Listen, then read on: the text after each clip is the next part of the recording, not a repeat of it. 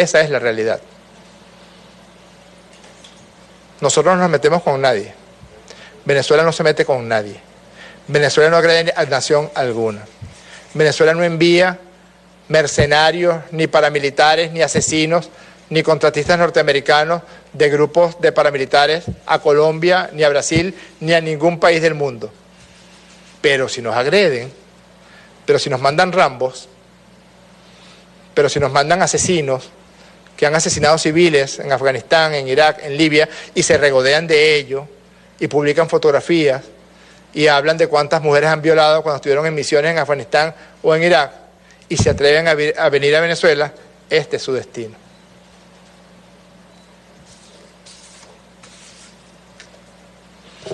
Yo quisiera presentar dos testimonios, porque en la medida en que hemos avanzado en la investigación y ya está completamente develado el plan y casi 100% controlado la acción violenta que tenían planeada, pues aparecen los testimonios voluntarios.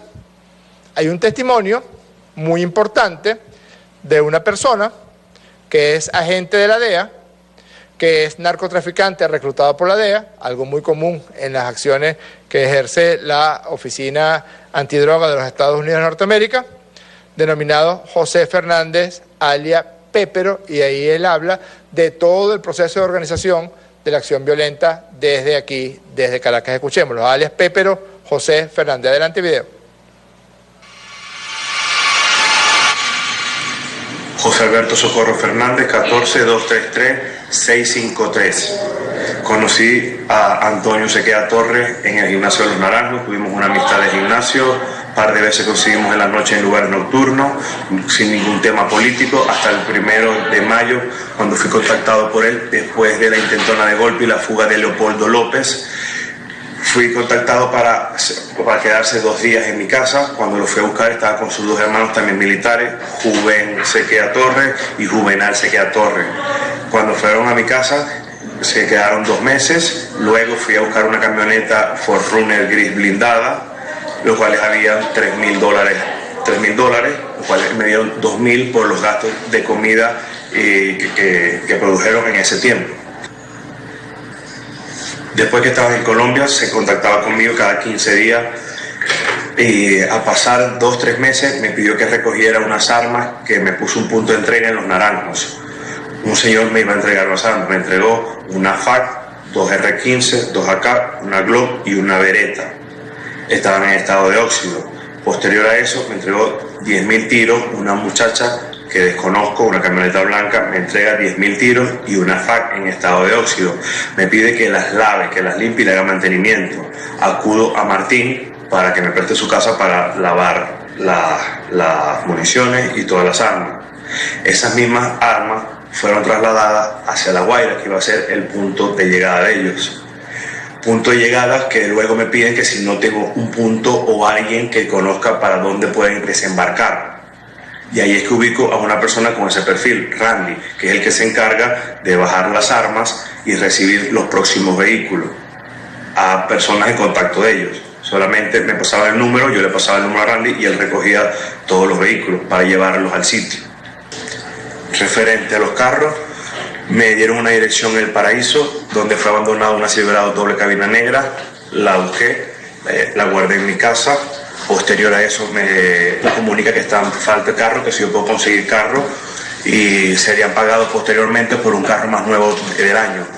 Acudí a un amigo, a Martín, le pedí su camioneta que sería repuesta por una camioneta del año, una Toyota del año nueva, y me la entregó con una información básica.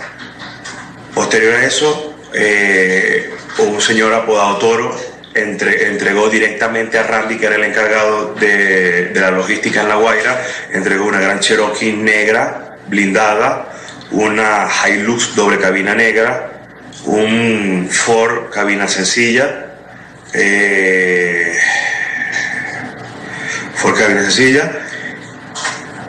Posterior a eso, Randy puso de su carro una Fortuner gris, una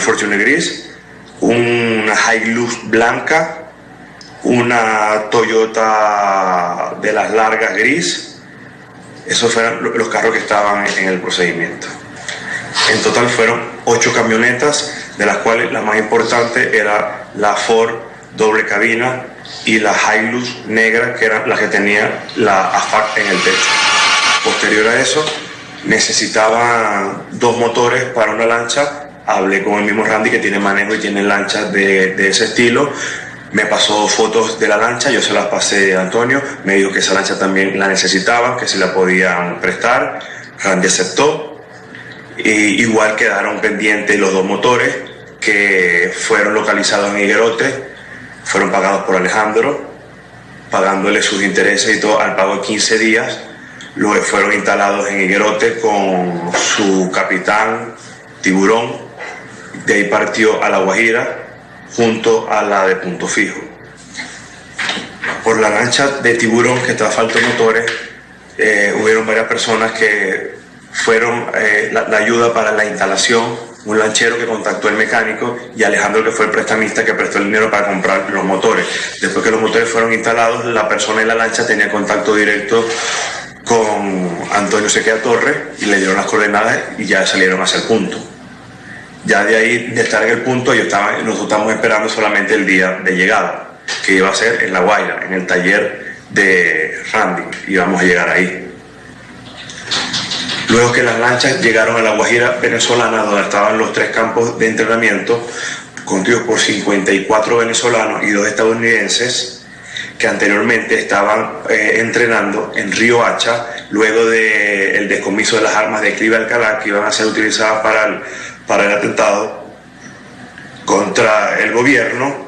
Ellos se trasladaron a La Guajira venezolana, donde fueron rescatados por estas 2 lanchas que los iban a trasladar hasta La Guaira. Después de llegar a La Guaira, el punto de la operación iban a ser el Dijesí, el Sebin y Miraflores. Mi persona, que estaba esperando en La Guaira con Randy, que era el de la logística en La Guaira, su compadre Neomar, funcionario del 6CPC y el dueño del taller. Mientras que estamos esperando en La Guaira, las personas llaman a Randy, que es el contacto de punta con la lancha, de punto de llegada con la lancha, le dan el santo y seña. Después que dan el santo y seña, me da el santo y seña, yo volteo y ya fue lo que pasó, que llegó el FAS y hizo toda la operación.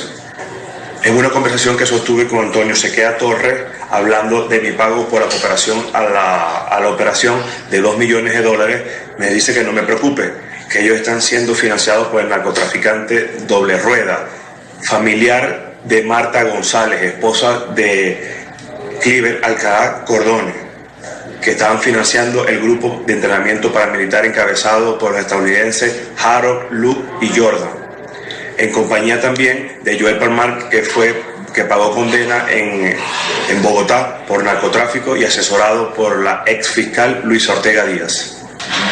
Antonio Sequea Torres me informa que esta operación va a ser un éxito porque está apoyado por el gobierno colombiano en su totalidad.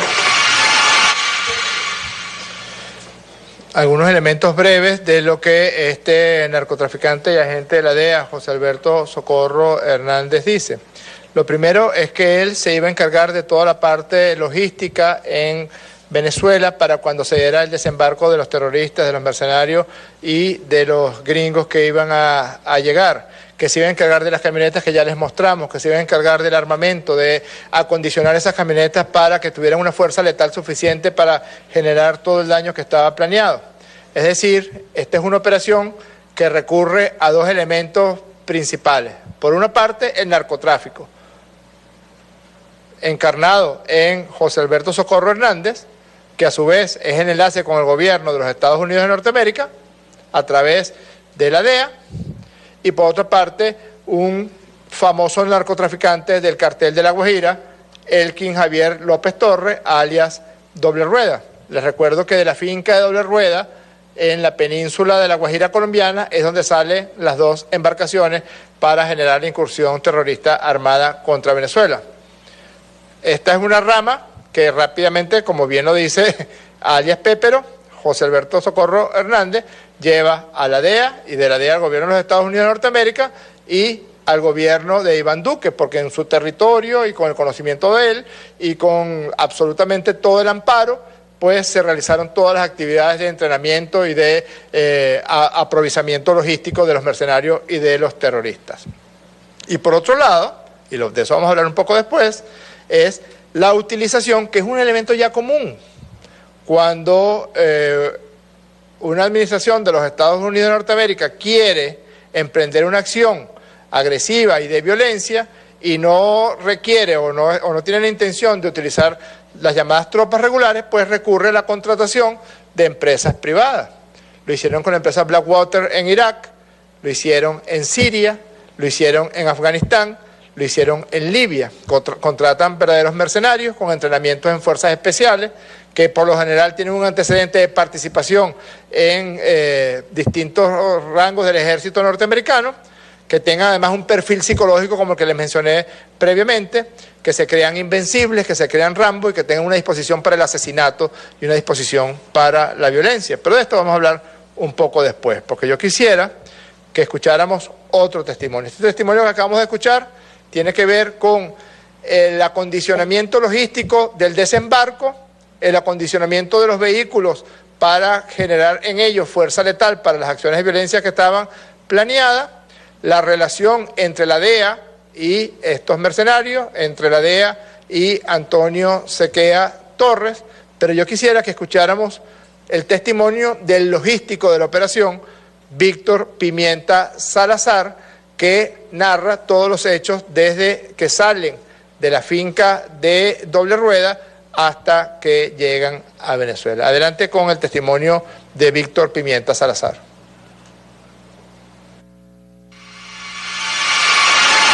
Soy el capitán Víctor Alejandro Pimienta Salazar, cédula de identidad 17.075. Fui buscado activamente.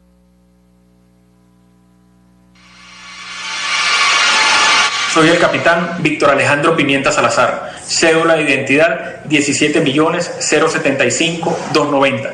Mi participación en la operación Gedeón empieza el día 30 de abril de 2019, donde fui buscado activamente por los organismos de inteligencia venezolanos, específicamente el DGCIN, ya que fui vinculada por mi participación en la operación Libertad, por lo que me vi obligado a huir del país el día 15 de julio de 2019 hacia el país de Colombia, específicamente a la ciudad de Barranquilla, donde me residí hasta el mes de agosto-septiembre, donde mantuve comunicación con el capitán Antonio Sequea. Nos reunimos en la ciudad de Bogotá y él me plantea una operación militar organizada por el gobierno norteamericano, liderado por el presidente Donald Trump. Allí él me explica la situación, yo acepto participar. A partir de ese momento empezamos las reuniones de coordinación. Hasta en el mes de diciembre nos dirigimos hacia la ciudad de Riohacha, específicamente el departamento de La Guajira, donde conocí al mayor general Cliver Alcalá, quien ya tenía 3 grupos conformados por militares desertores venezolanos.